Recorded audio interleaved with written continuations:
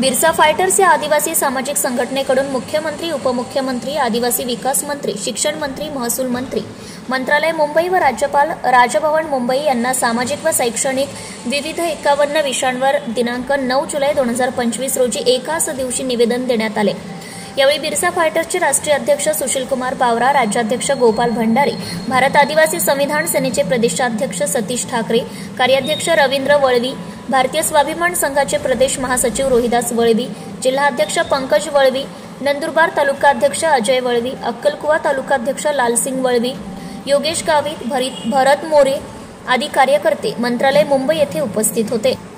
भूमाफिया चंद्रकांत बट्टेसिंग रघुवंशी यांनी नंदुरबार जिल्ह्यात आदिवासींच्या हडप केलेल्या जमिनींची चौकशी करा, नंदुरबारला आदिवासी विद्यापीठ स्थापन करा, पेसा भरती सुरू करा, नंदुरबार जिल्ह्यातील बोगस अल्पसंख्याक शाळा व महाविद्यालयांची मान्यता रद्द करा, शिक्षक अभियोग्यता व बुद्धिमत्ता चाचणी 2022 नुसार सीटीईटी उत्तीर्ण उमेदवार यांना तात्पुरत्या नियुक्तीपत्र द्या, लाडकी बहीण योजनेचा निधी आदिवासी विकास विभागास परत करा, आपले सरकार सेवा शुल्क पूर्ववत करा,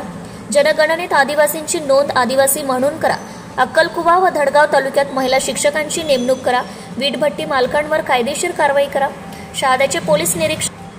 निलेश देसलेंवर कारवाई करा, महाराष्ट्र जनसुरक्षा विधेयक मंजूर करू नका, अन्नपूर्णा सेंट्रल किचन योजना बंद करा, शेतकऱ्यांचे 100% कर्ज माफ करा, वनपट्टीधारक शेतकऱ्यांना फार्मर आयडी द्या, आदिवासी विद्यार्थ्यांकडून फी आकारणाऱ्या महाविद्यालयांची मान्यता रद्द करा,